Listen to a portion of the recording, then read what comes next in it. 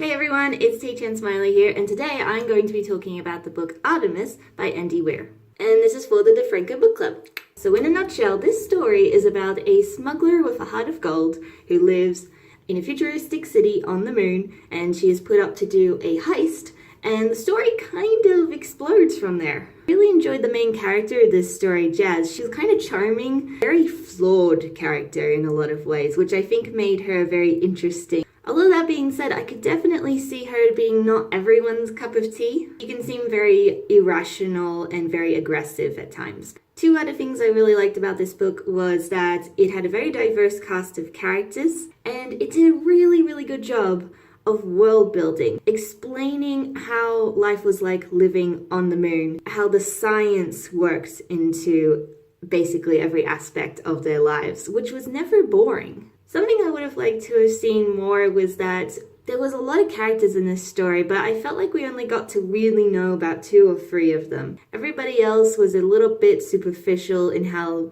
we got to understand them. And something else I noticed was that I felt like the author kind of was a little bit obsessed with sex. I mean, for a story without an actual sex scene in it, the concept of sex and things related to sex were mentioned a lot. And normally I don't see that as a problem, but there were times when I was listening to the audiobook and it just seemed out of place.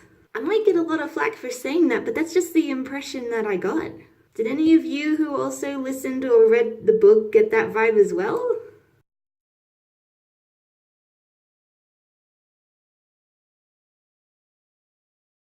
The parts of the book that I loved the most were when Jazz had to go undercover. The first time she was pretending to be a tourist, and the second time she did it, she was Candy, and both times were just so funny and so interesting. I could probably re-listen to those parts over and over. And of course, I really loved that big, dramatic cliffhanger at the end of the second last chapter before the end of the book. You're like, what? It was just, oh my god. You couldn't stop there. You had to keep going, and so good. So yeah, those were my thoughts. It's pretty much been my favorite book in the DeFranco book club so far, because it was just so interesting and funny. So I would definitely recommend it. It may not be a book for everybody, but it was definitely a book for me. Alright, catch you later.